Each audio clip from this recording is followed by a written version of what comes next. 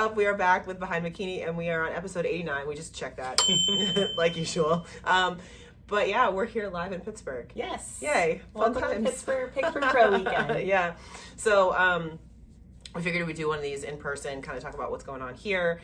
This is one of the biggest shows of the year. One of the reasons why people come here all the time is because it is the only show that's actually promoted by Jim Mannion, who is the president of the IFBB. So it's a kind of prestigious thing. They're doing it a little bit differently this year with an expo and things like that. They never did that before. I come to this show literally every year. I can't remember a single year that I've missed, to be honest with you. So it's my first one, my first year here. Really? So, yeah. Oh man, we're doing that a lot recently, Yeah, right? Like, yeah. it's like, oh damn, okay. But yeah, this is one of those shows. Like, I think the first one I went to was the year of my pro debut, so that was 2014. Oh wow. Yeah. Yeah, so you've been here a while. Yeah. Yeah, no, this is my first one, so I mean, obviously been to Pittsburgh a handful of times for all the national shows, but definitely the first time at the Pittsburgh Pro. So, yeah. Well, you've been here since Monday too, right? Yes, I have. So you're adjusted to the time zone and all that fun stuff now too. Yeah, I am adjusted, but I just keep thinking, like, you know, at home it's like 6:50. Yeah. Right now, and it's 9:53 here, so I'm like, oh, it's gonna be brutal on the way back home on Monday. Yeah. That's a full week. Yeah, it is. And then we leave on Thursday for Ronnie Coleman. So oh, that's fun. right into the swing of things. Yeah. Here we go. Well, and that's kind of, we were going to go into that a little bit today too, on how to adjust and things like that when it comes to travel and all that kind of thing as well. So, yeah, I'm thinking about it now. I'm like, most of the time when I go and do shows in different time zones, now that I'm thinking about it, I usually am there for several days, up to a week ahead of time or after or whatever. Like when I did Hawaii, that was 3 days. Japan, I was there for a week. Yeah, California was 3 days. I try to give myself a few days to just get adjusted to the time zone and everything too. It's just, it's otherwise it's a little brutal. Well, yeah, I mean, you lose basically an entire day when you travel. Yeah. So if I'm traveling to the other coast and I'm competing, usually I like to get there like on a Wednesday, assuming the show's on Saturday. This time we've been here so long because we flew in on Monday and then we had the road to Pittsburgh on Tuesday with the Minions. So we all just kind of had to get here early, which was nice really for me because I've been with Jamie 24/7. She's just been looking at me literally after every single meal. So it kind of worked out well in my position of, you know, kind of finding the right peak and whatnot. But it's everybody knows how much I love Pittsburgh and I'm stuck here for a week. So I'm very much ready to go home. Oh gosh. Well, that's the crazy part about it. All these Pittsburgh shows for me kind of blend together because you got this show, we've got North Americans, we've got Masters Nationals. I mean, they're all like once a month. For the next literally 3 months. once a month. It's like, okay. And this is the first time I've actually come to Pittsburgh not from Virginia. Oh wow. So because I flew in because usually I drive, so it's not a big deal or whatever. But no, I flew in this time, which was a pain in the ass, by the way. Yeah. So I got in it. By the time I got to the hotel, it was after 1 a.m. last night. I was way asleep for a few hours at that point. I was like, I was booking flights, and I'm like, I can save $200 if I do this whole mystery flight deal. I was like, let's do that. It says, you get in same day or whatever. Yeah, I got it at 11:58 last night. You got in the same day, all right. I got in the same day. I'm like, son of a bitch. I was like, God damn it. So I'm like, I won't be doing that again.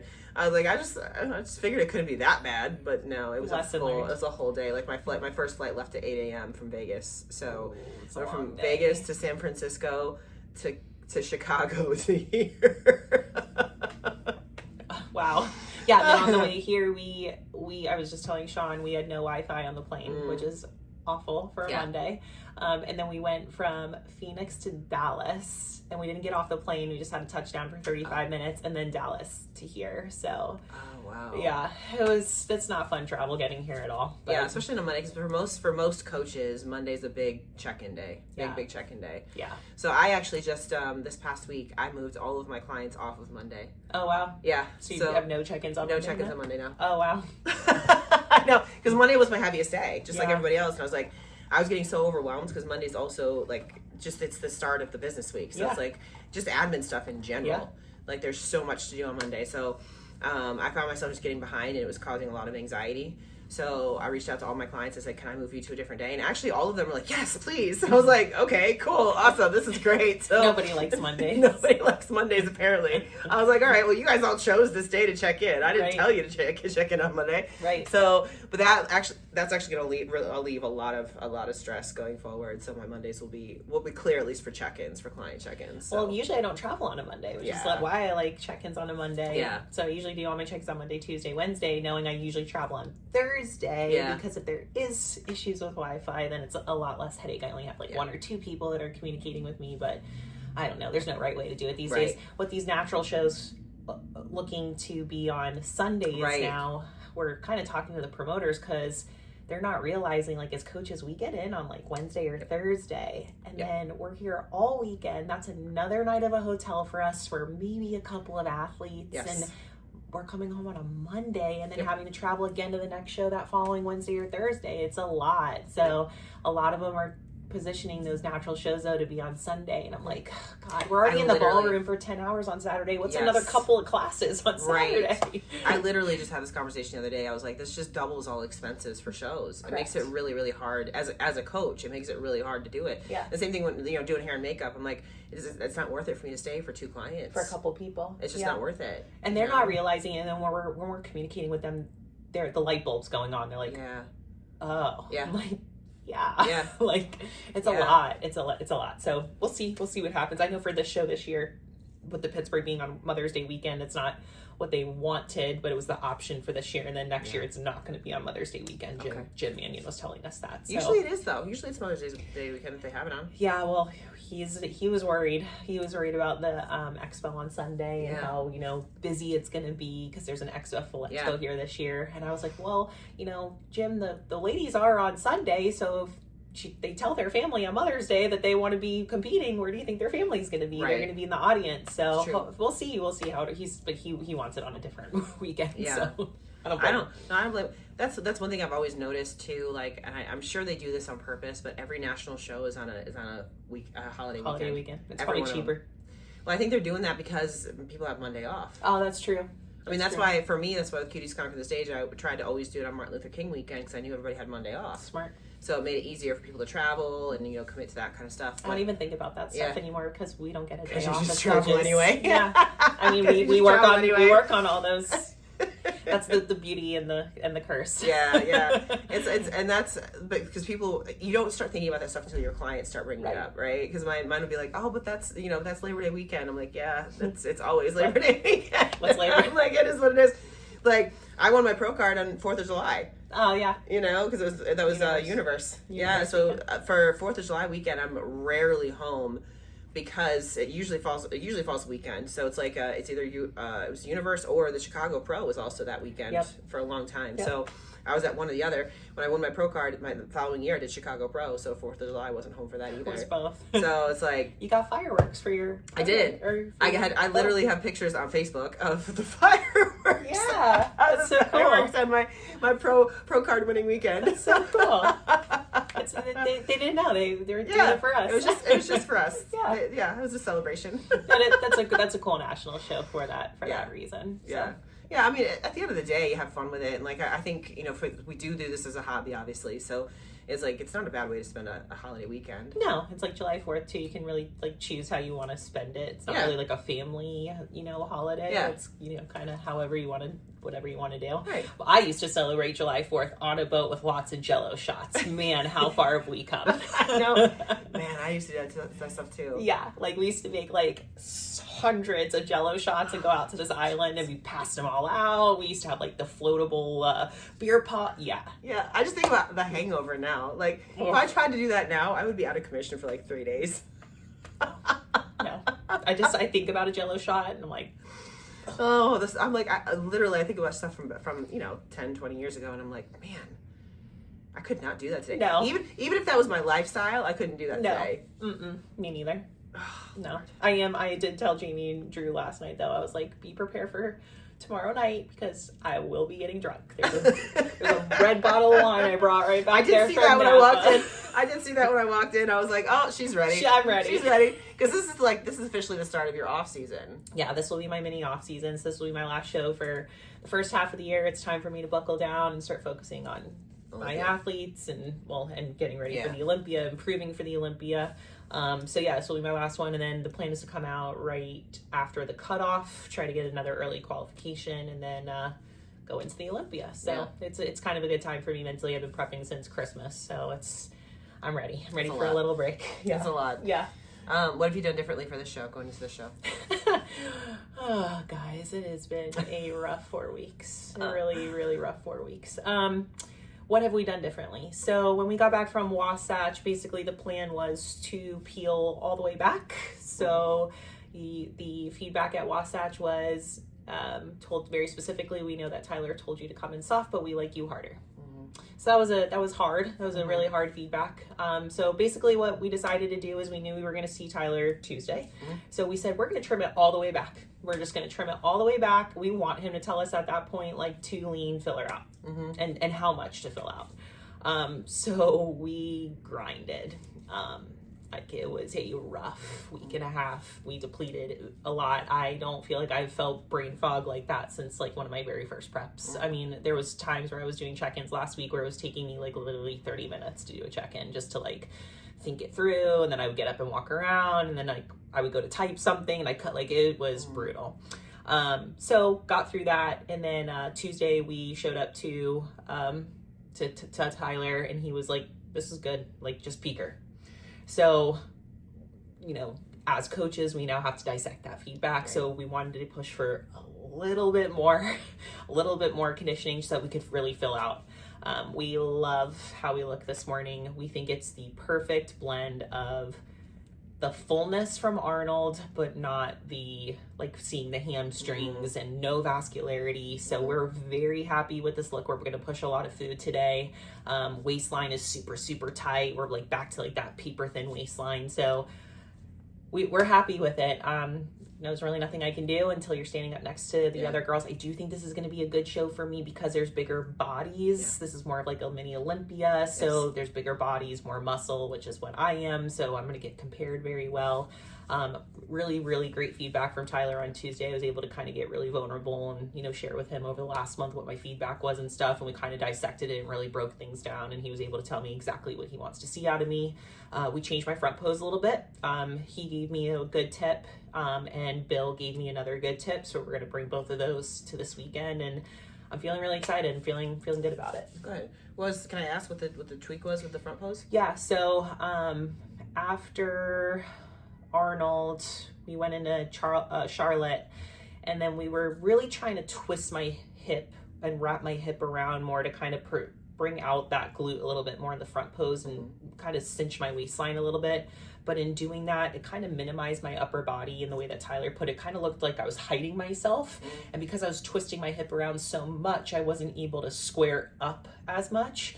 At the Arnold, my favorite front pose is having more of my belly button at a 45-degree angle versus twisting all the way around. Yeah. He already had a photo on his phone, and he was like, this is what I want to see, but I don't know how to get you there. I was like, oh, that's my belly button angle. So I flipped it for him, and he's like, that's it. So just bringing it back to that 45-degree angle and really squaring up the shoulder around. Bill wanted me with my back leg to not have it back so far. He wanted me to favor, like, I was favoring more of the heel of my front foot. He wanted me to favor more of the big toe.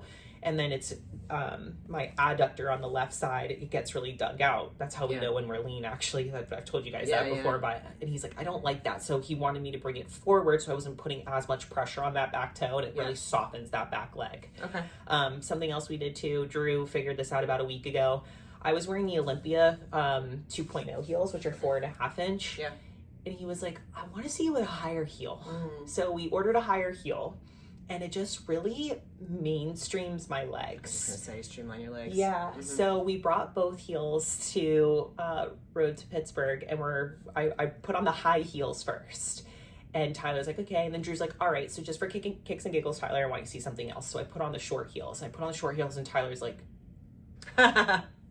like mind blown. So he's like, switch the heels again. So I switched the heels again. He goes, there's a significant difference with this different heel. Like, he was mind blown. And then one of our other athletes went in next. She was wearing a higher heel but needed more leg. And he's like, let's put the short heels on her. So she put the short heels on her, and she looks better with the short. So we're starting to really like look at these things as like a team of, you know, Fit Body Fusion. It's really cool to see all these different Olympians that we have, and like, we're down to at this point, like, the small details matter. We're down to this point of looking at a heel height and how it affects the physique. So 3 big changes, I guess, with the heel height as well. So I'm excited. I'm excited to see kind of how it all pulls together. I was going to mention something about that too. So that's actually something I've done, because I used to wear 5-inch heels, and I have really freaking long legs. We know this. So I went down to the 4.5, and all of a sudden I was like, oh, those look a whole lot better. Now, the other caveat of this is that you can move in them. Because I have a lot of clients who, they would probably look better in a higher heel, but they can't move in them. Yeah. I was like, so there's give and take in that position. Like, I would rather you be able to pose in it and sacrifice the little bit of leg, you know what I mean, or whatever it might be, because moving is more important than the actual like 1/2 inch on your heel. Yeah, and it's such a good feedback, because when I put on those higher heels, I'm using, I think they're called the Vixen, and they also have a little 1/4 inch platform on the toe. So the biofeedback between foot to floor is none. Yeah. So when I was putting them on for the first half of this week, I literally felt like Bambi on ice. Yeah. And I didn't know if I was going to be able to do my individual in them. And then somebody said, well, why don't you do your individual in the shorter ones? Because it doesn't matter. And then go put on the height. I was like, oh, that's not a bad idea. So I had that in the back of my head that I was going to do that. But now I'm moving in them just fine. I've been practicing a lot. But it's true. Like, you kind of have to, like, it's like that give and take. Like, if you do put on the higher heel and you can't pose in it, it just doesn't matter anyway. You got to have, you know, good stage presence. So, but that's also an idea if you are somebody that needs to have your shorter one for your individual, where you walk out and then just put that high heel on for your front, back, front. Yeah, it's actually not a bad idea. And that's the thing, that's something too, a little note there as well, is like you said, it's like, it doesn't matter during your individual, because you're not next to other people. Right. And this is actually something I noticed about you too. I think it was the Wash House show. When you're by yourself, you look fine. Like, you don't look like you're more muscle, you know? But then when I saw you next to everybody else, I was like, oh, damn, she looks like she's a completely different class. You know what I mean? So it's one thing to evaluate yourself on your own. It's another thing to evaluate yourself next to other people. Yeah. So like you said, I mean, like, this show, this is what I was saying about, you know, doing the preview here for the show. It is bigger girls. Like, it's as much as like Amy's shorter than Ari, they still have very similar builds as far as their muscularity is concerned. I was like, so they're going to compare well to each other. Yeah. You know, those are things to look at. You know, same thing when we're talking about like Maureen and Ashlyn. They're small, but they got those round bubbly muscles. They compare well to each other. That's a thing. You know, this isn't about how good you look by yourself. It's about how good you look next to everybody else. Right. That's like, you know, and most people here within the top 10. We have an Olympia winner here. I mean, Amy's been knocking on that door for a while. Like, it's just a different.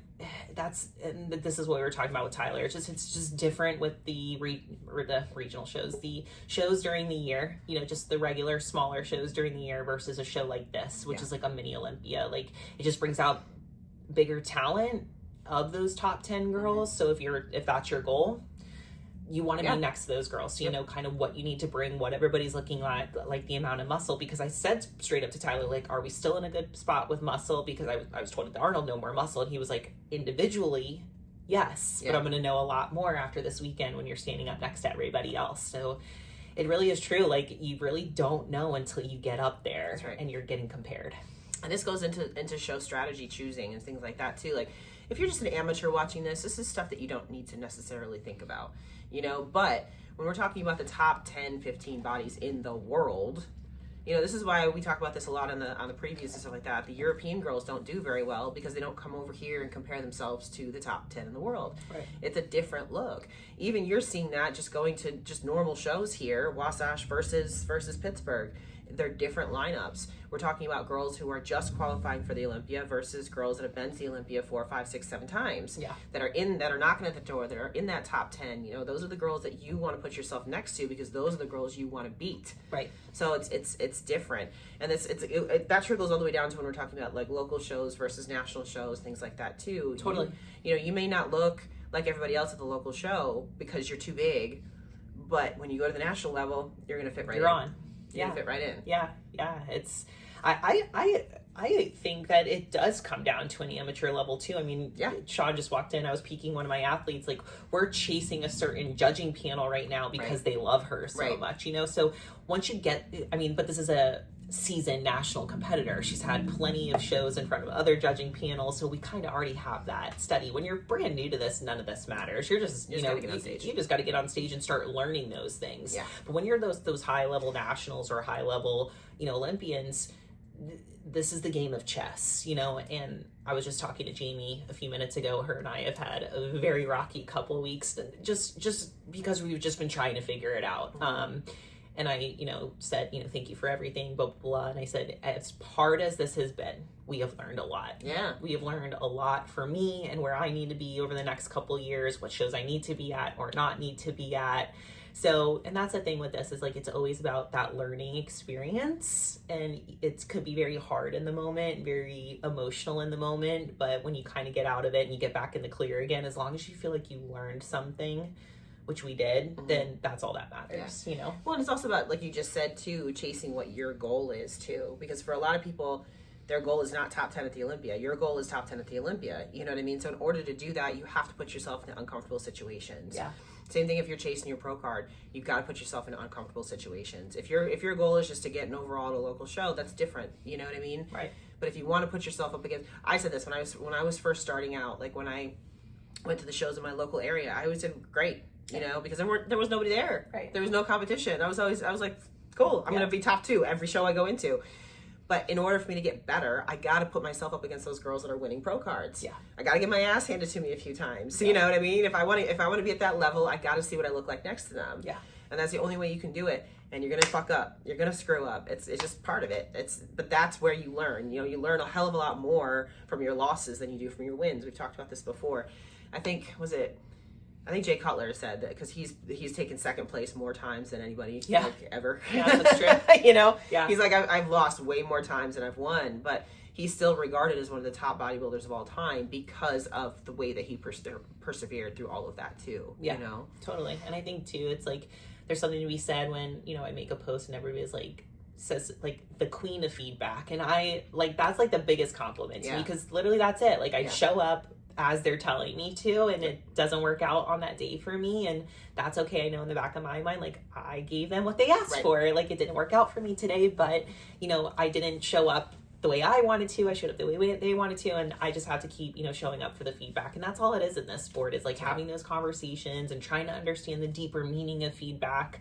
Feedback is so important, but it is also sometimes like Morse code. Yeah. It's like trying to figure out what it actually means, you know, and that's kind of the battle that we've had over the last 4 weeks. But I'm feeling really solid about kind of taking everything we've learned over the last month, and the package that we put on stage tomorrow, I really feel like is going to be the perfect blend of everything that they want, getting that feedback directly from the Olympia panel.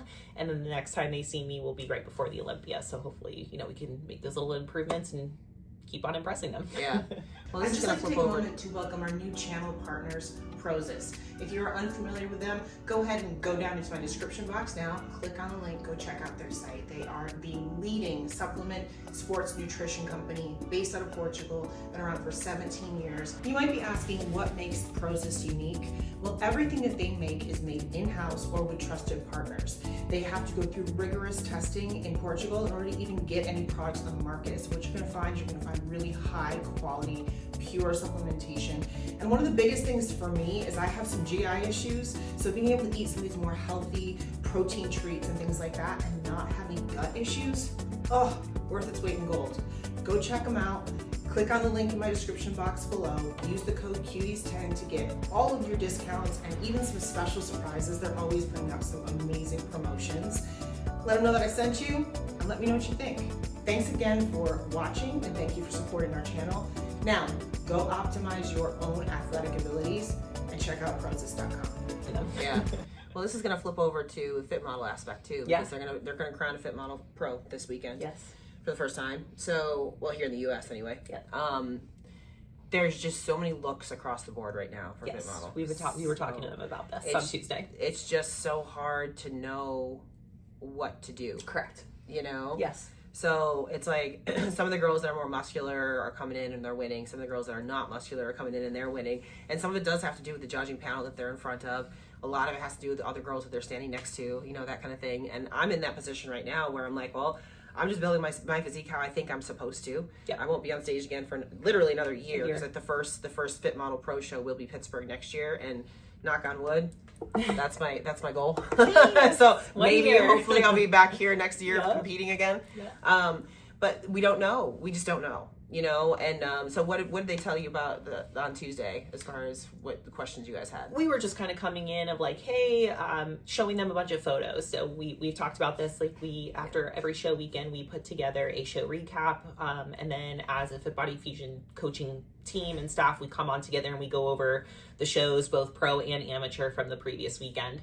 So we already had our slideshows up, and we were just asking Tyler, like, hey, like, what do you think of this fit model overall, and who would you have picked? And, you know, he didn't pick the one that got won. Yeah. So that opened up some dialogue. And I think what Tyler was saying is like, hey, listen, remember, there hasn't been a pro yet crowned in USA. So a lot of people are just trying to figure out what it is, and we don't have that example yet. We're basing our examples off of overall winners right now and old pros who used to hit the same poses. Yes. So there is not this very firm example yet. So he was like, I think after this weekend in Junior USA's, there's going to be a lot more clarity. I agree. Based on what we're picking.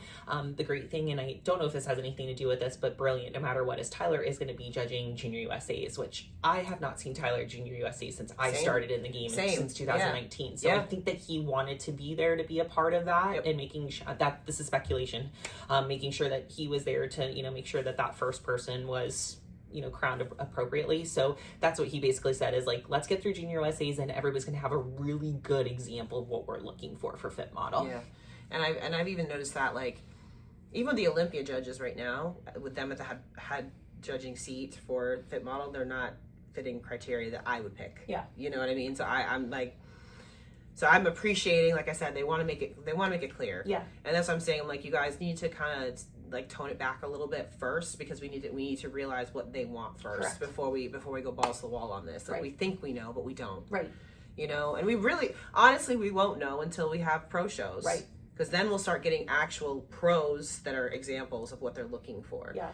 So I will say, like, as a team of Fit Body, like the girls that we were showing him, he was very impressed with. So like, our eye on Fit Body and the athletes that we're bringing in, he likes, like, conditioning wise, the amount of muscle, the overall stage presence. So like the athletes we were showing him, which were on our team, he was very happy with, impressed. And he didn't know when we were showing him these, like, who it was a Fit Body athlete or who wasn't. He was just picking his favorites, and it was mostly our athletes. So I think we have a good grasp, but again, like, it's all speculation at this point. We don't know. Right. But the good thing is that we're studying, we're talking, we're learning, we're seeing it, you know, and it's just going to be like wellness was in the beginning. You know, the first 6 months is going to be like, you know, it's kind of these treacherous waters, and then we have a criteria. So I'm feeling pretty confident by the end of summertime, everybody's going to feel a lot more solidified in what that's supposed to look like. Well, and I think, again, going back to what we've been trying to portray with Fit Body too, is that when it comes to the Fit Model look, it's not anything different than bikini.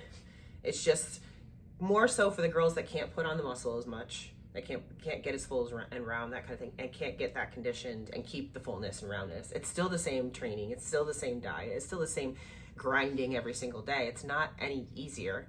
It's just a genetically different person. Yeah. At the end of the day, because the way I look at it for myself is like, this Fit Model for me right now is better for my body. Correct. It's really hard for me to stay full and round when I get lean. Right. It just is what it is. Yeah. But my body likes being in this position right now. Like, I just put up my macros that Jamie just put my macros up. I'm eating 100 grams of fat a day. Like 100 grams of fat. Damn, that's what I was doing after the Arnold. Like, are you kidding? Yeah. And I'm like, I'm just now starting to stick weight. Like, Yeah. just now starting to keep weight on from when I was in. Literally, I'm two pounds up from what my stage weight was. It's crazy. Since December. Yeah. Yeah. But like, again, that shows you that my body just likes being in the zone, right? Yeah. It likes living here. And that's kind of where I see Fit Model being. It's like, this is where your body just likes to be. Yeah. It doesn't like to go to the bikini extreme or the figure extreme or the wellness extreme. It just doesn't like to go there. Yeah.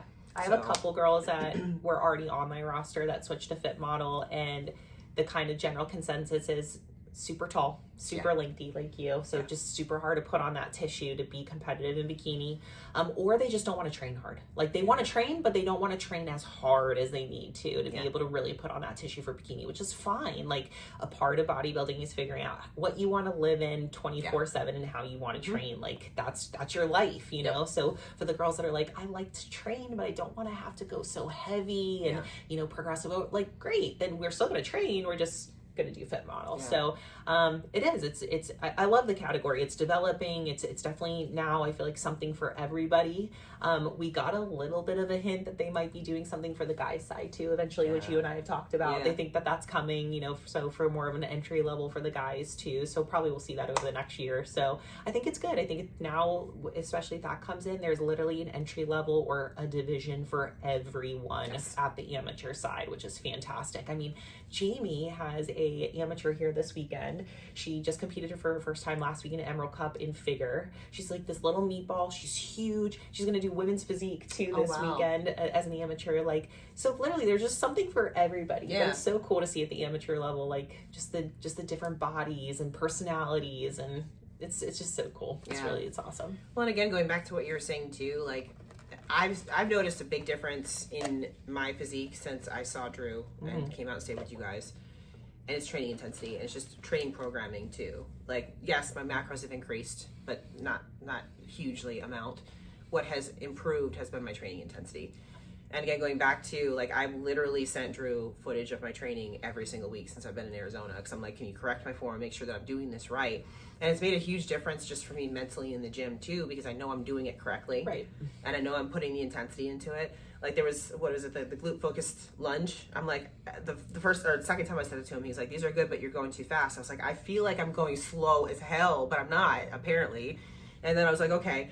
So the next time I go in, I'm like, he's not going to tell me I'm going too fast. I'm going to do this slow. I did it so fucking slow. I was like, I'm going to die. Like, I felt like my legs were going to collapse underneath me. Cause I was like, I'm going to get this feedback right, you know? Still too fast. No. He told me I was good that time. Good. I was like, she learned. I know. I was like, but again, it goes back to the training intensity. And even for me, like, yes, the muscles finally, like the density's sticking on me finally, the food's sticking on me finally because of that, but I'm still not going to be big. Like we've talked about this before. Jamie was like, you literally can't grow too much legs. I'm like, I know. Yeah. Like that's my body. It just doesn't want to do that. Yeah. So I can train like to as hard as fucking possible. I can eat 3,000 calories a day because that's what I'm doing. I can do no cardio and I'm still not going to build. I'm still like, you can see, I'm lean right now. Like I'm still lean. Yeah. And and on the contrary, I look at a weight for quads and I grow and you blow up. Yeah, it's like that's the difference in our height and genetics. Exactly. Yeah, that's the genetics coming into play. So this is also understanding your body and understanding what it wants to do versus what you want it to do. I just got into a thing with one of the girls on Reddit like last week about this stuff, and like she looks great. She wants to do wellness. I'm like, you're not wellness. I'm like, she's 5'11", and she's like, when I'm in off season, I think she said she's 200 something pounds in off season. I said, that's still bikini though. I'm like, once you're lean, I said, you're really not that big. Like, she said that at the local level, she got feedback that she was too big and she had to downsize for bikini or whatever. And I was like, yeah, at the local level, that's correct. I said, but when you think about going up to the national and the pro level, you're still not big enough. I'm like, it just is what it is. I'm like, you got to understand you're 5'11". Plus she was really well balanced. Like her upper body was balanced with the lower body. I said, when I look at you, I see bikini. I don't see wellness. You've got a good lower half. Don't get me wrong, but you got a good upper half too. Yeah. You know, and when you've got that means you have to be even bigger because you have to fill out the upper half and the lower half, the frame, you know what I mean? So you have to understand what your body is telling you to do too versus trying to fight against it as well. So this is something like, listen to the people that have been in the sport for a while and understand those kinds of things too, because we're trying to guide you in the right direction so you're not beating your head up against the wall and doing like square peg round hole, you know what I mean? I dealt with this when I was an amateur. They would basically tell me I was like too big everywhere, but once you get to the pro level, you're going to be great. And I'm like, well, I gotta make it there. So how do I get there? Yeah. And then when I get there, if I'm going to sacrifice all this tissue, then I'm going to need it. That's right.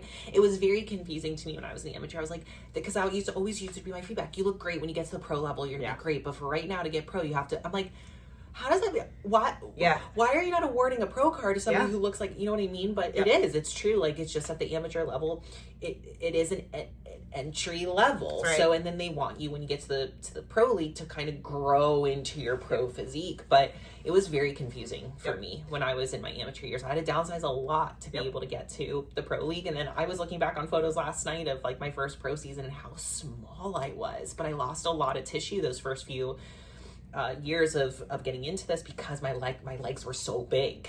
Now we've been able to develop them a little bit more, just a little bit, and then match the glutes, but it's just like that fine tuning. It's confusing. I see this too. What happens, like, girls win their pro card and they're like, they don't do well in the pro league at that point because they're not big enough or whatever. I'm like, yeah, you were good for that level, for the national level, but now you're in a different league now. Yeah. So you got to improve your physique. I had one girl that, you know, I worked with her posing and her suit and all that kind of stuff. She won her pro card, she won overall at nationals and all that kind of stuff too. And then she didn't place when she got to the pro league. She's like, but all these other girls that I beat at nationals are beating me now. I'm like, yeah, because they improved. Yeah. I said, you didn't. Right. To be fair, she actually didn't match her conditioning or anything either from when she won her pro card.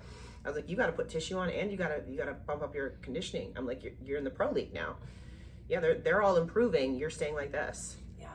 You know, and it's a hard thing to wrap your head around. You know, it's like, well, yeah, I won my pro card looking like this. I'm like, yes, but now you're up against the girls that have all won their pro cards, and they were like you. They were told to downsize. And now they're like, okay, now I can take the reins off and train how I want to train. And now they're kicking ass, you know? It's almost like that comfortability factor. Like, oh, I got the pro card, so it's like, I'm good, I'm ready. It's like the work has just begun. And, you know, that's the thing is, like, we were talking about this on the last podcast. It's like, I feel like I'm in the best physique of my life with the best feedback of my worst placings. Mm-hmm. But a part of that is I'm getting better, but so is everybody else around me. Everybody keeps getting better at the pro league. So, you know, while you hit that great milestone, great, enjoy it in the moment. Next morning, right back to freaking work. You're right back to square one, you know? So that's the mindset you have to have. And I get it. I've been there. We've all talked about that, like that comfortability factor of like, cool, I'm good. Like, I got this great feedback. And it's like, don't sit in that too long, because if you sit there too long, you're just going to fall behind where everybody else is being told to improve or to get better, and then you're going to be the one that's left behind. There's a saying, don't believe your own press clippings, right? Yeah. So like, it's funny because I look back at like when I won my pro card, I remember this like yesterday because they had the RX Muscle Forums. Yeah. And Dave Palumbo was reporting at the show and everything. And said that I was a breakout amateur and all this kind of shit. And I was like, ooh, yay! Like, this is the pro league and I don't do shit. I'm like, awesome. I was like, David? I was like, thank you. That was a great compliment, but it lasted for a day. You know, one day I was a breakout amateur, fantastic, awesome, but all right, pro league sucks. I'm like, so don't believe your own press clippings. You got to keep coming back harder. You got to keep coming. It's like, you know, we always relate it to other sports. It's like, it's one thing to be a great college football player. It's another thing to make it to the NFL. You know, we just see that now with Deion Sanders with his son there. Yeah. Yep. I mean, yeah, he made it. Great. But are you going to kick ass in the NFL? I don't know. We'll see. You got to pick up that work, because obviously what you did in your college career didn't translate over into the NFL. So, you know, it's the same thing here. Whatever you're doing in your national level career may not translate over into your pro level, and vice versa. You know, like you said, I'm like, you had a hard time getting to the pro league. Yeah. And now that you're here, you're progressively getting better every time you get on that Olympia stage. Yeah. And I think it just, you know, it's all in the goal and like mental fortitude. Like, I know there's a lot of people that it's like, they just want the pro card and then they're done. Great. Like, I always wanted more for myself once I knew what the Olympia was, once I knew what the Arnold was, once I knew what, you know, all these big shit. Like, once I knew of like how far you could take it, I wanted it all. So that was my mentality. You know, I'm coaching girls right now and they're not even sure if they want a pro card. Yes. So of course that questioning, or not that like innate drive, it's not going to make them want to push their behaviors day to day, right? Like, you don't just wake up and go, I'm going to do anything I want today, or that I can do today to get my pro card. Mm-hmm. There's those people, and there's the people that kind of force it, or they're not sure. So it's just, you know, what do you want? What's the goal? And what are you willing to do to get there? You know, and for me, it's the last 4 weeks have been extremely difficult, but I just kept telling myself, like, I want this. I'm going to keep showing up, even if it's bad feedback, and just take it as a learning experience, because all feedback eventually is going to get me to the goal. But it's difficult. It's much easier said than done, but it's really just relying on your why and what the goal is. And I'm a true believer that you can do anything you put your mind to. Genetics aside, if you want it, get it. But it's going to be an uphill climb. It's not going to be easy. Well, and here's another caveat to that too, and being coachable. I have a client currently that when she came to me, she looks great, like already looks great, but she keeps saying that she wants to get on stage, and I'm like, I'm like, honestly, you can get on stage. I'm like, but she can't stick to her macro, she can't stick to her training, she can't stick to the things I've told her to do. I can't coach you to put you on stage. You can get on stage, you can compete, do your Anybody thing. can do that. Yeah, right, exactly. Anybody I'm like, but in order to bring your best package and to mold your physique to fit the criteria that we're looking at, you have to be coachable too. That's a big part of, like you just said, the last 4 weeks have been really hard, but you've been coachable because you know what your goal is, you know. And it's like, I encourage you to get on stage, have fun, all that kind of stuff, but I can't coach you like that. I'm like, I just can't do it. I'm like, I don't know what you're doing and what you're not, so it makes it really hard for me. Yeah. So that's another piece of it too. You got to be willing to, again, step back and be coachable too, so that you can get to stage the way that you best could get to stage. You know. Totally, and that's hard. You know, like that's what I was talking about a few minutes ago. Like with Jamie and I, like there was just a couple of peaks where it was like we were just not really sure. We were just hoping that this was it. You know, and as an athlete, that's tough because it's like, we don't know, is this going to be it? What's the goal? What are we doing? Okay, softer, you know, and it's just like kind of blind showing up. Yep. But, you know, that's where, you know, Jamie and I had those intimate conversations of like, this is what we're doing. I know we're showing up softer, you know, and it's just like that. And that's why I was so uncomfortable, you know, over the past 2 shows. I was like, I know we're showing up softer. I do not like this look. I know this is not what they usually pick during the year, but the goal was just to go in and get the feedback. And then when the feedback was off or odd and not really helpful, it was like, it just felt so defeating. But you know, that's where, you know, we just keep relying on Jamie and her eye, and you know, not two bad peaks. We showed up how we intended to, but 2, you know, bad feedbacks, I guess you could say, and then showing up with this look, which I think is like literally 50% in between of Arnold and Wasatch. I think it's just like kind of that perfect blend. So I couldn't imagine a more perfect physique. I was just told this morning this looks like my best to date so far. So I tend to not look at my videos and photos from the room because I don't like to get in my head. I just kind of rely on them. So that's it though. You just got to really rely on your coaching and your coaching staff, you know, because when you're this in it, it's really, really hard to see yourself. Yeah. So. Well, and then going back to, there's a lot of us like myself that are not into it as deep as you are. You know what I mean? So, you know, we were talking about this before we jumped on here. Show strategy comes into play too. Like, for me, it's not about getting in front of the Olympia judges. It's more so me bringing my best possible look. So choosing shows where I know I can do that. For example, I look a lot better in the afternoon once I've got food in me and I've filled out and things like that. So choosing a show where my prejudging is going to be 1, 2, 3 o'clock in the morning, or in the afternoon, not the morning. She would probably like a show at 1, 2, 3 in the morning. I know I'm a late night person. I'd probably be all right with that. Exactly. Like, I'd be good with that. But those are better for me than choosing one that's going to be a 9 a.m. prejudging. You know, 9 a.m. prejudging for me sucks. I can't fill out. It just is what it is. Plus, I don't get good sleep, all that kind of stuff, blah, blah, blah. So for me, sleep and food is very, very important. So when I'm picking shows, I do look at that. I look at, okay, what time am I actually going to be on stage? You know, going to the aspect of flipping between time zones and stuff like that too, that makes a difference. You know, I actually do better if I'm doing a show out on the West Coast because it's later for me. You know, it's later. Regardless, now that I'm in Vegas too, same thing. It's still later, regardless. When I'm here on the East Coast, some of the worst shows I've had have been where I've had to get up at 4 o'clock in the morning and be on stage by 9 a.m. They're my worst shows because I can't do shit. For me, it doesn't work. Right. Now, for somebody that's a little bit more compact and small, getting on stage in the morning, It's probably a little bit of a better wake idea. up full. Yeah. Yeah. Sorry, I just scratched That's you. okay. Sorry. my talons scratching. It's kind of felt nice. I know, right? Because I got the tan. That's why I know, right? Yeah. No, I totally agree with that. I think with the, like, for me, like, shorter wise, like, we always, like, our strategies always, like, today, she just gave me another extra 100 grams of carbs in from yesterday to, like, the goal for tonight is to spill so that when I wake up tomorrow, my midsection super tight, everything's super tight, and then we're just like making like little small adjustments here and there. But for you need a lot more food to fill out. So you don't want to be pushing 600, 700 grams of carbs a day before the show and then have to wake up and push another, 200, 300 to fill out. So it's, those are the things you have to start thinking about when you get to that level. And then the judging panels and, but again, for you, that's not your goal. Your goal is just to bring your best, get a nice tight look. Right. That was my goal last year. Now we're starting to see that that's not the goal for me. I need to be in front of Tyler or Bill, period. Like, that's the person, because my goal is top 10 at the Olympia, and those are the two that really kind of make those decisions. So I probably will not be stepping on stage unless one of them are there anymore. So which was a gut wrencher for me. The first thing I thought of was Tahoe show, because I absolutely love that show. Not that I planned on doing it this year, but just I was like, I can never do that show again.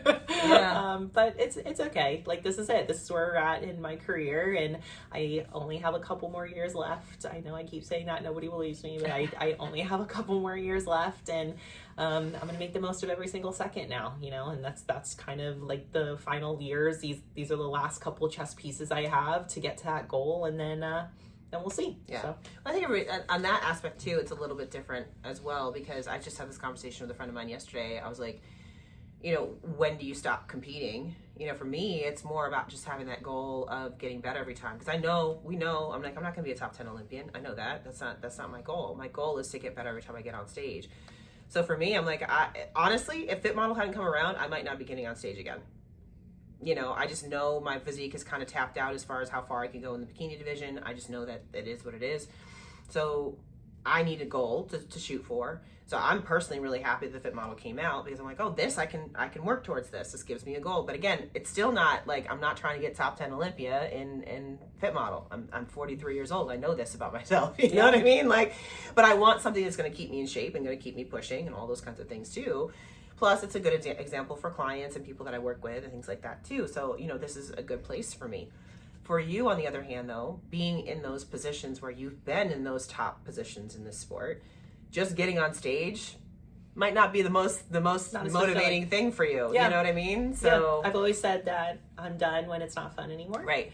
The last 4 weeks have not been fun at all. And so that's the thing, is like, if the majority of my season is going to be something like that, where it's just not fun just to step on stage, like, that's how I know I'm ending it. I'm coming to the end. So my ultimate goal is top 10. JM asked me today, he's like, why wouldn't your ultimate goal be top 5? I'm like, I'm top 10, JM. Okay. top 10. Let's do one thing at a time. And then, like, I want to end on a high note, I don't want to keep pushing just to push, and I'm not getting any younger. I'm 33. I'm starting to get aches and pains in the gym. And listen, these girls just keep getting bigger, you know? So the training is just going to keep getting bigger and harder. And I love to train, but at what cost as I get older? So for me, it's when it's not fun anymore. So I'm not having fun right now. So I know it's time for a break. I know I'll show up back to the Olympia after a few months of, an off season. I'll be refreshed both physically and mentally, but for how long?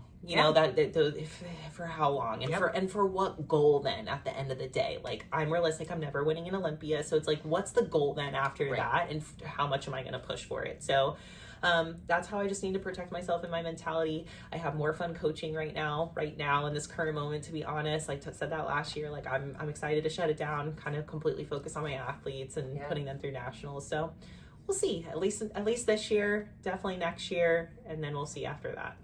And that goal can change, because again, like myself, I retired for 4 years. So, it's like at some point you're like, oh no, I'm not done. I'll come out for Masters Olympia when I'm a little bit older. Right, exactly. It's like, okay, like there's always, and that's the other thing too, like the sport's going to evolve and going to change too. So maybe it evolves to something you actually want to do. Right. Again, fit model. Evolves to something I actually want to do. Right. You know, and I'm like, oh, like this is back. Like I always tell people, like you realize that stallion pose, that OG pose, I was one of the last bikini pros to still have it in my routine and to still do it in the comparisons because that's my best pose. Now you're bringing it back. I was like, this is where I'm comfortable. This is where I feel good. This is where I can do this stuff. You know, and who knows? Maybe I'll do one show next year and be like, okay, I'm good, I'm done. You know, that could be the case. Yeah. But you know, again, ended on a high note, something like that. You know, at this point, and again, going back to when you're not having fun anymore, I was getting to that point with bikini. You know, I was like, I'm not having fun with this anymore because I know I've reached my cap. This is as good as I can do. This is it. You know. It's like, okay, now after coming out to Arizona with you guys, I'm like, I've got a refresh all of a sudden. I'm like, oh, I feel good in the gym again. Oh, I feel like I'm actually putting on tissue where I want to put on tissue and stuff like that. I was in this like nebulous area for a little while. And I'm like, okay, you got to do those things. You got to put yourself in check sometimes and say, okay, this isn't working. What do I got to do in order to make myself feel good about this again? Yeah.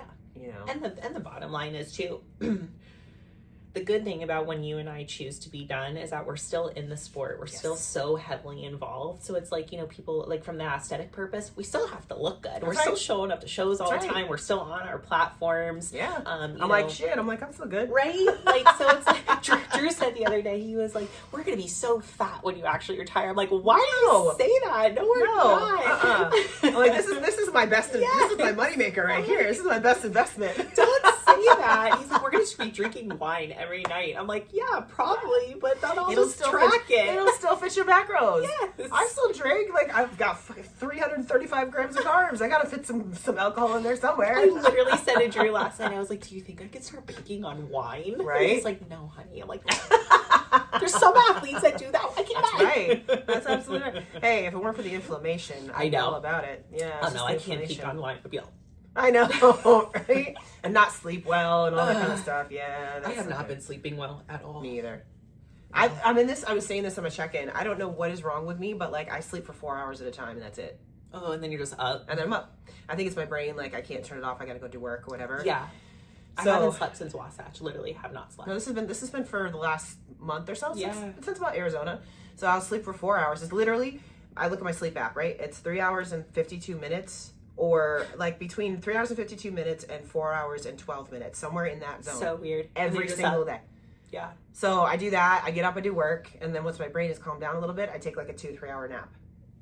See, Drew woke up at 3 a.m. the other morning. We were here, and he literally just got up and went downstairs to the lobby and worked for 2 hours, and then came back up at 6, took a 2 hour nap. It's funny because I saw him post in the WhatsApp group. I was like, what the fuck is he doing up at this time? He literally got up at 3. Like, I heard the door close. I'm like, what time? It was 3 a.m. And I'm like, yeah. And then I woke up to like all of the emails of like he paid all of our bills, and I'm like, God, dude, what were you doing? And then he was fast asleep, 6 a.m.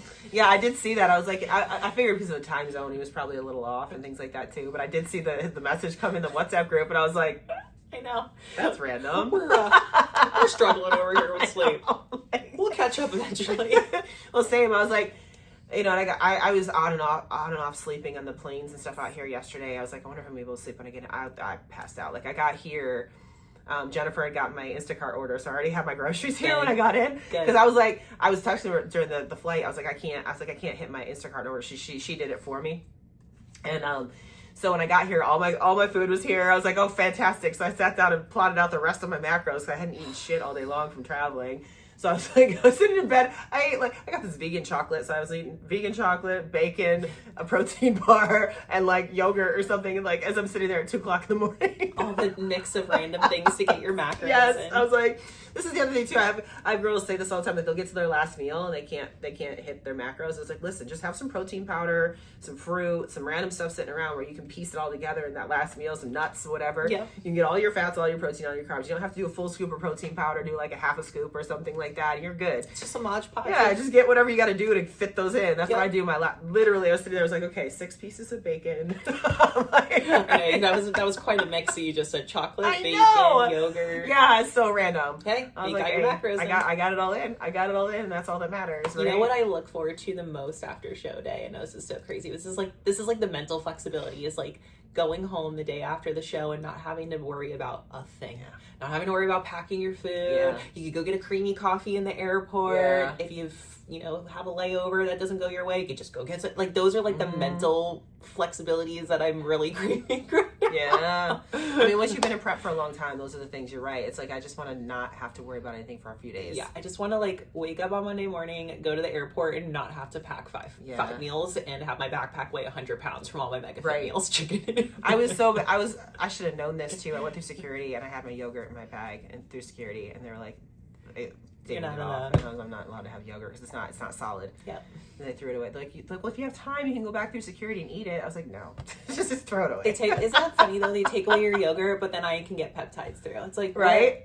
What? Oh yeah, they didn't even check the supplements or anything like that. None of that kind of stuff. Yeah, like, whatever. Like, is this chicken frozen? I'm like, yeah. Okay, you're good. Yeah. The peptides are right there. No, they don't give a shit. Yeah. No, it's like, okay, but bring away in the your yogurt. CJC Pramorelin, but Yeah. Or your chicken is warranted. Yeah, or peanut butter. Throw the peanut butter away. No peanut butter. No peanut butter. Sad day. Unless you get the little individual packets. Those you can get the little individual packets, you can do peanut butter. I learned that from you, and I have a bunch of those little individual ones in there. It's so nice because then you don't have to bring the big jar. I don't have to order a jar of peanut butter and then just waste it and leaving it behind. So I have a bunch of the little serving ones that you got at my house. That's right. So I do the little individual peanut butters. I do the individual yogurts. I usually, because when I'm home, I get Costco. So I do the big thing, and I make my own. I put protein powder in there and my fruit and all that kind of stuff for my yogurts. But like if I'm traveling, I get the little individual cups. Yeah. So I'm going through coconut oil right now like nobody's business. And it's funny, like the way that we pack it is in one of our collapsible bowls. So we collapse the bowl all the way and then just fill the coconut oil to the top. We've gone through all of Drew's and half of mine so far. So I'm like, because the coconut oil is like expensive and you get like a huge thing of it and it's like such a pain in the ass to travel with. So I just hope I don't run out of coconut oil. I can't, that's one of the things I can't eat anymore. I had a coach that my entire diet was cod, coconut oil, and asparagus. That was my entire diet. And so I can't look at any of those things anymore. I take that back. I used to have like a quarter of a cup of like rice mixed in there sometimes, like for like 2 meals. Yeah. Thank you. Thank you. Thank you. So Thank you for the little bit of 20 grams of carbs. It was so bad. I remember once that we tried to do fish and there was like a little worm or something in the, and I was like, no. Oh, no. That was my first prep. I was like, nope. And I never touch a piece of whitefish after that. Oh God. I can't do fish now unless it's cooked like at a restaurant. Yeah, same. Well, like Drew makes really good fish at home, but like not for prep. Like not prep fish. I can't do it. I don't do it. But a dare, tilapia, breakfast, lunch, and dinner. I love that girl so much when I'm like, when a dare is in prep because it just smells like fish everywhere. So I used to be like that because that's what the restrictive diet and all that kind of stuff. So I was like, but I just can't even touch it anymore. See, my first coach tried to do the fish. I said no, and then it was ground beef. So like now I can't do ground beef at all. He ruined ground beef for me. Ground beef and asparagus every freaking meal. Thank God for macros. I'm getting sick of chicken right now. The good thing is because my fat's so high, I can add in the red meat, or I'm doing turkey burgers a lot, which I really like. The turkey burgers. Yeah, so those are good. That I'm getting more because again my fats are so high, I can get all that stuff in there.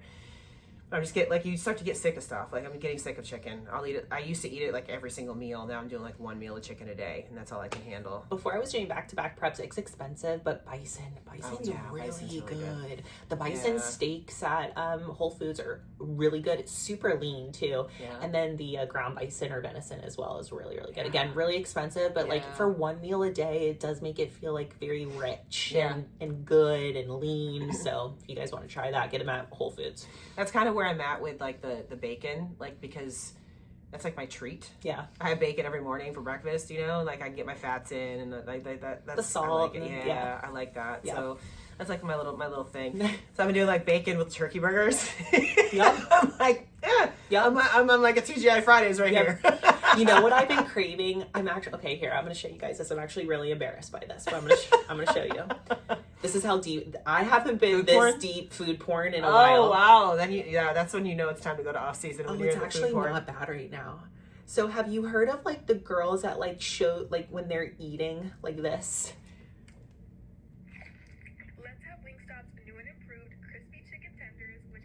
Where they literally just sit there and they'll eat food in front of you. It's mukbang. Mukbang. Yeah. Okay. Yeah. Well, somehow I watched like look, now they're all now popping now up. it's all in her feed. Now they're all mukbang. And now for some reason, I just want Wingstop really that bad. sounds really good, right? actually. The crunch of the chicken tender with the ranch and then the I'm pretty sure you guys are going to be seeing me eating Wingstop tomorrow night after the show. That actually sounds for Fairly as much as I don't want chicken right now. That sounds really good. See? Yeah. See? So you Wingstop tomorrow night? I know, right? Come on up to my room. There you Let's go. order a bunch of it. To figure out, there's got to be a way to do that where it's not like fried all the time too. Like you could bread the chicken. I gotta do more stuff like that. I don't do a lot It's of like that. use an air fryer. I True. don't have an air. I have like 5 air fryers at my house in Florida. I have none at the one in Arizona, but you could get some really good stuff with the air fryer. Even like what's the egg roll wraps? Like putting chicken in an egg roll wrap and putting it in the air fryer. Oh my god, I used to do that. Chef's kiss. I used to see. I have an air fryer and I never use it ever. I have like one of those little tiny like George Foreman type grill type things. It's not a George Foreman, but it's like one. I use that for everything. Yeah, because it's so easy. Vegetables too. Yeah, it's good. Yeah, I grill everything. People are asking me why I don't like cook on my stove. I'm like, because I use the grill. Yeah, I'd rather like, grill for like a little George Foreman grill than a pan anyway. Absolutely, it tastes A so little much char. better. Yeah, it tastes so much better, and All like, the I don't know, it's things. just quicker too. All the things of bodybuilders and how we like our food. Oh, well, I'm glad that you knew. What is it called? Mukbang? Mukbang. Yeah, mukbang. Yeah, it's a thing. Like people like make a lot of money. Oh, it's a thing. These girls are famous for it. I'm like, yeah. Okay. Well, yeah, it's like contributing now. It's almost like a lot of them do it for like an OnlyFans kind of thing. Cool. Can I do that? Yeah, that's real. what I'm You gonna can do do when it. I retire. That's it. Oh my god, I'm so looking forward to retiring now. Get your mukbang channel going. I'm gonna become a foodie, a fat foodie. 100%. No, people do it all the time. Like it's actually there's a lot of like Asian girls and guys that do this a lot. Like because they eat like the ramen. Yeah, they eat like the random foods too, like the fish and like the squid and all that kind of crap, like junk that you wouldn't want to eat, but they do. Yeah. That will not be mine. I'll be a Wingstop whore, no problem. Right. There you go. It's weird. Man. People. It's the ASMR. People have this thing about the listening food. Hey, whatever floats your boat. Right. If you're happy, we're happy. Yeah. If it makes me money and whatever. You know, I'm all about it. I'm all about it. Do your thing. You do your thing, boo-boo. So about show strategy.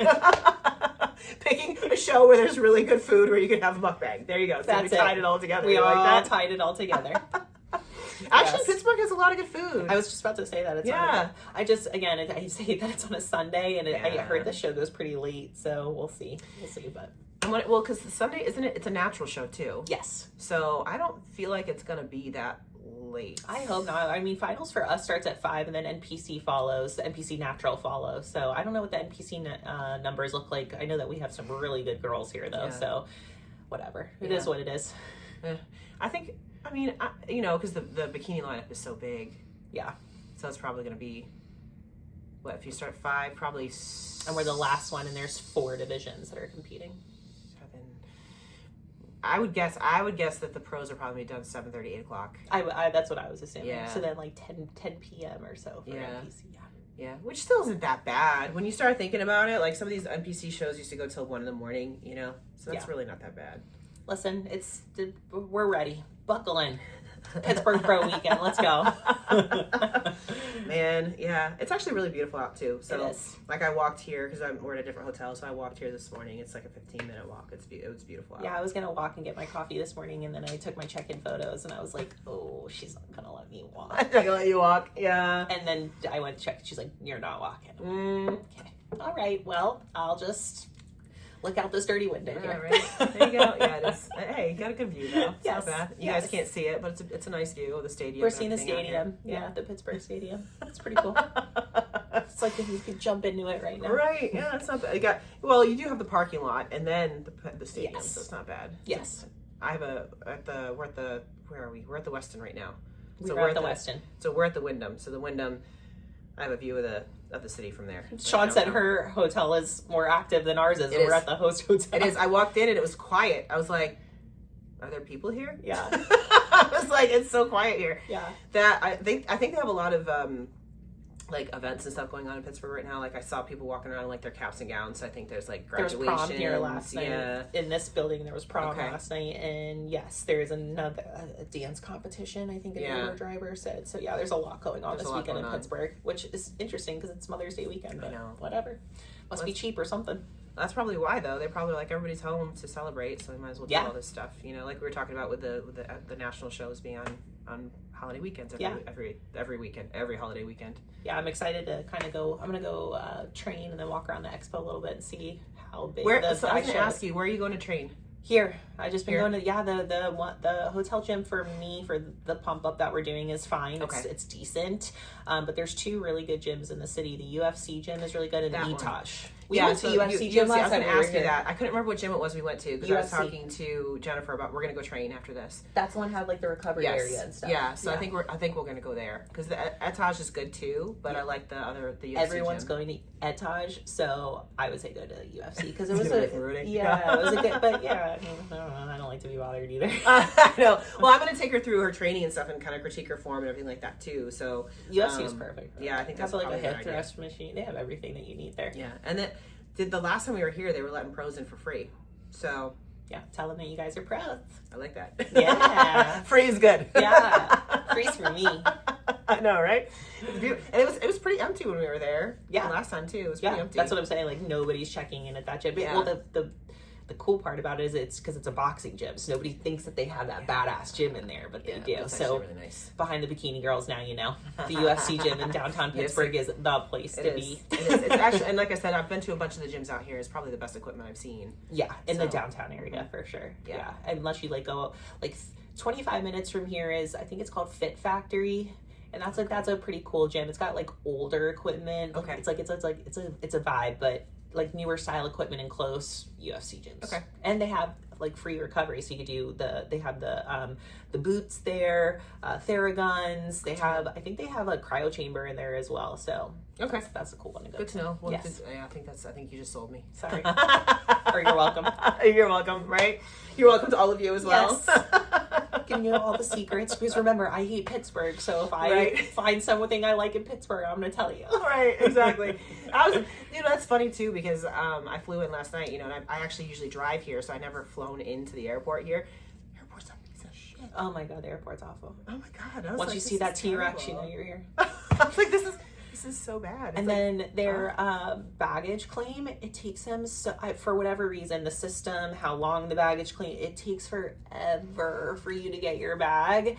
So when we landed on Monday, remember there was no Wi-Fi, so we were all very stressed from that. Yeah. Then there was lightning. Oh no. So we literally waited an hour and a half to get our bags. Oh no. It was awful. Yeah, the Pittsburgh airport's not great. No. See, I didn't have to wait that long for my bags, but that's like the whole I don't know where you came into, but the whole area where we flew into, the terminal, all under construction. Mm-hmm. So like the escalators didn't work, so we're like yanking our bags down the freaking stairs and shit. Like it was not good. Yeah, you get funneled into one area, so like you go out the same area, and it's all like draped and and I got in at 1 o'clock 12 o'clock in the morning, at night, whatever, however you want to call it. It was packed. Yeah. Wow. There were a ton of people. Like literally, like I felt like we were cramming ourselves onto the tram like you would in the subway. Interesting. It was so full of people. I was like, everybody took the mystery flight deals. Really? I was like, this is weird. Like you see those reels and stuff from like people trying to cram themselves on the subways in Japan. And everything. That's what I felt like. Everybody was squishing. Like the guy that was next to me at the door, like he was getting his bag got caught as the door was like closing and stuff. I was like, this is not good. I was like, 1 a.m. I don't have the brain space for this. I know. Wow. That was bad. Wow. I was like, this is, and it was after midnight. I was like, what the hell's going on here? I don't know. I'm glad you made it. I know. Me too. I made it. After 13-hour travel day. No big deal. Yeah. I was like, it took me less time to get to Japan than it did to get to Pittsburgh. That's wild. That's wild. It really did. Yeah, that's crazy. It's not all rainbows and butterflies traveling lately, that's for sure. Thankfully, I mean, none of the flights there's a little bit of delay getting off the tarmac at the one, what was it, San Francisco, but it wasn't a big deal. We got in 20 minutes late or whatever, so it wasn't a big deal. No big deal. So, no big deal. No. Hopefully better safe travels home. I know, right? Yes. Well, I'm going back to Virginia after this. Okay. Okay. So we're driving down on Monday, and then I'll go back out to Vegas at the end of the week. So Okay. yeah, we'll be in Breaks it up a Virginia little for bit.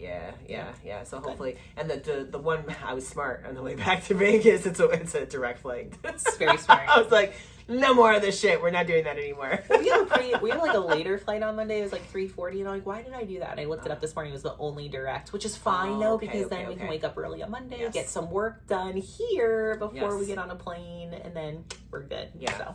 Well, that's why it's an early flight out on when I fly back to Vegas, but I did that on purpose because it was a direct flight. I was like, I'm not doing this 2 layover thing anymore. See, like, I'd rather pay $250 more and have a direct. Yeah, same. Well, and that was the thing. I was like, actually flying out here, because I had to do one ways, right? So flying out here, the flights were really expensive. There was like nothing under $600. I know Nikki and Nadir were trying to get out here, and they said it was like $700. Yes. Yeah. It was one bad. way. Yeah. So that's why I did the mystery deal. Because I was like, I'm going to save some money here. You know what I mean? And save money, but not a headache. No. And at the end of the day, too, it always makes me laugh because it's like I see this meme. It's like, you try to get the lowest deal on your flight and then you spend $50 at Starbucks in the airport. I'm like, I spent $32 getting a wrap, some chocolate, and what else did I get? There was something else I got. Versus just being stuck on the plane for 4.5 hours and you can't buy anything. Right. Yeah. Oh, and beef jerky. I had to get my protein in, so I got beef jerky. There so you I go. spent $32 on that. At the airport I snack. was like, yep. All right, I could have just gotten water costs $9. Yes. Yeah. Right? I always bring a water bottle so I can fill it up when I'm there because I'm not spending $6 on this teeny little 8-ounce thing of water. Fiji water, exactly. Ridiculous. So bad. It's so bad. Oh my God. The things you learn when you travel a little bit. Yeah. You learn a lot, that's for sure. What to pack, what to not. Yeah. But anyway. Yeah, it's going to be a fun weekend. Yes. So, I can't believe it's already Pittsburgh time, but it's already May. But here we are. It's going to be May. Sorry. Little NSYNC moment. Or is that Backstreet Boys? I'm not sure. No, it's NSYNC. It's NSYNC. It's because that's Justin Timberlake. So I put that meme up in my stories a couple of times on April 30th or whatever. Was it April 30th? April 28th. 30 days half of September, April, June, and November. Yeah, 30. I do 30. The same thing. Yeah, 30 days. Always do that. I know. It was 30th. April 30th into May 1st. Yes. Things we remember from when we were a kid too, right? So, yes. Anyway, yeah, it is May. It is May. It is. All right, so let's get this day rolling. We'll wrap up this episode of Behind the Bikini here for you guys. Get this out for you before the weekend's over too. So we'll get it out as quickly as I can. I'm going to check in with Jamie next. So have fun. This is the first time I've checked in with her since Arizona. So I've got some more meat on me. Yes. Meat on my bones. Good. So she's right there. So literally across the hall. Close, yes. So I'm gonna do that, and then we're gonna go train, and then finals for the guys is tonight. So planning on going to that, and then we'll be at the show all day tomorrow too, with clients. And all See you that there. fun Let me stuff. know how I do. I know. I'll be in the critiquing section. Jordan, you need to pull your suit up in the back. Right? Yeah.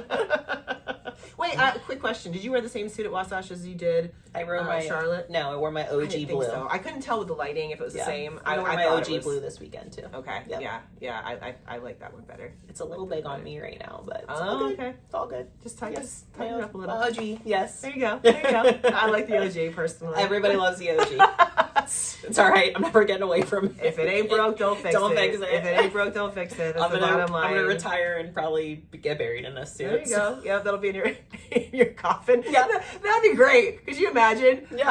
I don't need a suit on. I want my bikini on when I go to. Yeah. What do you want to be buried in? My blue bikini. I love it. At 98 years old. I'm totally gonna do that. I'm gonna have an open casket too.